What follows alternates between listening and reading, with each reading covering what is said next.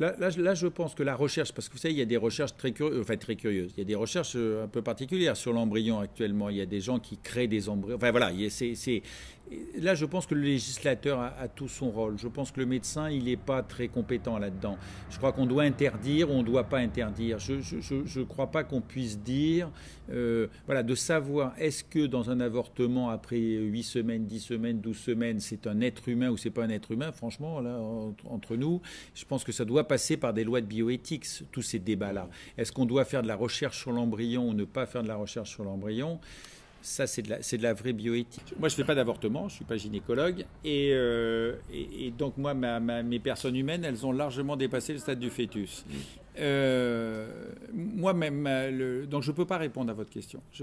La question qui peut éclairer un peu les jeunes, c'est ma relation avec la mort, c'est-à-dire la relation qu'on a avec des gens qui ont 30 ans, 40 ans et qui vont mourir. Voilà, ça, il faut que les jeunes qui font de la médecine, qui veulent faire médecine, s'attendent à voir cette problématique. Voilà. Il y a des gens, moi j'ai vieilli comme tout le monde, de plus en plus je trouve qu'il y a des gens qui meurent, qui ont le même âge que moi, donc c'est parce que je vieillis, c'est normal, mais j'ai toujours été confronté à des morts de gens de 20 ans, 25 ans, 30 ans. Voilà, ça c'est comment vit-on ça? Est-ce que pour nous c'est une souffrance? Est-ce que finalement on se voit nous-mêmes? C'est un débat, un peu une réflexion qu'ont les médecins, de se dire finalement quand on voit quelqu'un de malade, on se voit nous-mêmes et donc c'est une souffrance pour nous.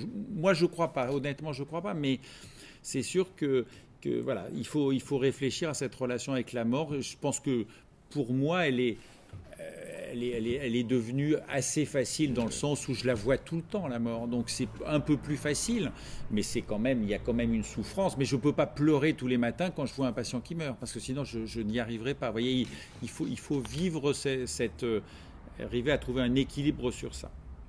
Mais c'est plus la mort d'adultes. Moi, je ne travaille, Ouais, je ne c'est fais que ça. des adultes. Voilà, pour la bioéthique, peut-être que Non, mais c'est Robert, il vrai que peut plus répondre que moi là. même si j'ai pas de réponse comme ça dogmatique, tranchante, mais je pense que chacun d'entre vous, quand on a votre âge, il faut que vous vous posiez ces questions, quoi.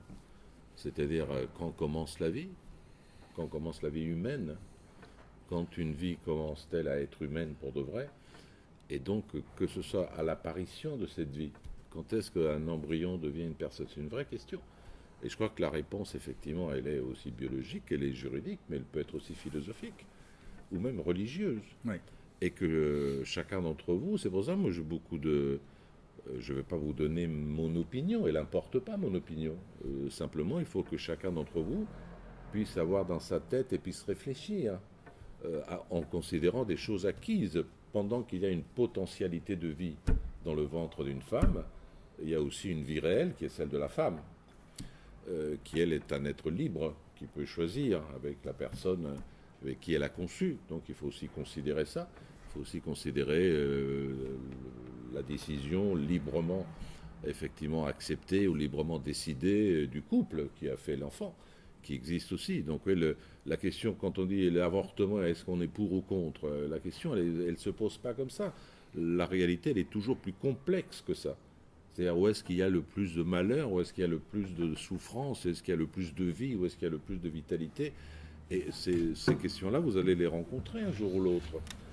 Non pas qu'un jour vous allez vous dire est-ce qu'il faut avorter ou pas, mais je veux dire, ce sont des questions d'assistance par rapport à vos parents, vos grands-parents, oui, à l'autre bout, puis à ce bout-ci, c'est celui qui vous attend parce que vous êtes jeune et parce que vous êtes fait pour aimer et que vous allez concevoir des couples, des familles, pas de familles, ce que vous voudrez, mais en toute liberté. Donc ce qui compte, c'est où triomphe, effectivement, où est-ce qu'il y a le plus de liberté, et où est-ce qu'il y a le plus de souffrance, où est-ce qu'il y a le moins de souffrance. Et cas par cas, il faut effectivement discuter. Et moi, je suis athée, donc je ne fais pas entrer les questions religieuses, mais je suis suffisamment ouvert pour considérer que la détermination religieuse, elle est importante dans ces questions-là, en fonction de la façon dont vous voyez la vie. Est-ce que la vie, c'est juste des assemblages cellulaires, ou est-ce que la vie, c'est plus que ça? Il y a quelque chose d'autre. Donc là, moi, je suis prêt à vous donner des éléments pour que vous réfléchissiez. Mais philosopher, ça ne consiste pas à apporter des réponses. Ça consiste effectivement à susciter votre réflexion, à l'alimenter. Et j'aurais été à votre place, j'aurais posé davantage de questions, effectivement, en profitant de la présence du professeur Panis, sur des tas de ces problèmes qui vous concernent. Hein. Personne ne peut dire parmi vous, moi ça ne me concerne pas. Parce que ce n'est pas de notre pouvoir de faire en sorte que nous puissions à chaque instant éliminer la souffrance, éliminer le deuil, éliminer la perte, éliminer l'abandon. Chacun d'entre vous un jour sera confronté effectivement à la perte, à l'abandon, à l'humiliation, et il va falloir faire avec, il va falloir avoir des forces, des capacités d'élaboration, d'idées, de croyances, de théories, qui vous permettent de tenir, quoi. Comment on tient le mieux? Ben ça, c'est une question effectivement philosophique. Et donc, si vous faites de la philosophie, c'est un peu pour ça, c'est pour vous aider. Si vous en faites un peu de philosophie, je ne sais pas combien vous en faites, à quel degré vous impliquez, mais la philosophie, elle peut vous apporter des éclairages et pas des réponses. Et vous voyez que même un chirurgien aussi célèbre comme M. Panis, qui avoue que parfois il est effectivement, c'est pas une question médicale, c'est peut-être elle est juridique, peut-être, et c'est l'assemblage de toutes ces réflexions qui fait que vous pouvez vous former une opinion, et même plus qu'une opinion, parfois peut-être quelque chose qu'on pourrait appeler un savoir, même s'il est fragile, même s'il est hésitant. Il y a face à la vulnérabilité humaine, il y a des positions inacceptables, qui sont des positions dogmatiques. Ceux qui savent, ceux qui tranchent, ceux qui disent ça c'est bien, ça c'est mal. La vie, elle n'est pas comme ça. Vous vous souvenez d'une phrase de Kant qui disait que l'homme est fait d'un bois si noueux, qu'il est difficile d'y couper des planches bien droites. Ben, l'homme, on ne peut pas y couper, on ne peut pas y faire une géométrie dans l'homme. On peut faire effectivement des courbes extrêmement aléatoires, extrêmement hésitantes, parfois en pointillés. Mais ne vous dites pas, moi ça ne me concerne pas. Parce que ça, un jour, ça va vous venir dans la gueule sans que vous puissiez y faire attention. Et je dis ça avec une certaine passion pour des raisons personnelles. Mais il faut s'y préparer, quoi. Il faut se préparer à discuter de ces questions, qui sont des questions parfois douloureuses, mais le fait d'y réfléchir n'est pas douloureux, lui. C'est une préparation effectivement à des événements ou à des questions ou à des problèmes qui vont se poser devant vous. Et ce n'est pas une question d'âge, hein. Je veux dire, quand on a votre âge, on peut avoir les problèmes dont nous parlons ici. Je veux dire, pas le problème de la mort, j'espère, hein, mais le problème plutôt de la conception.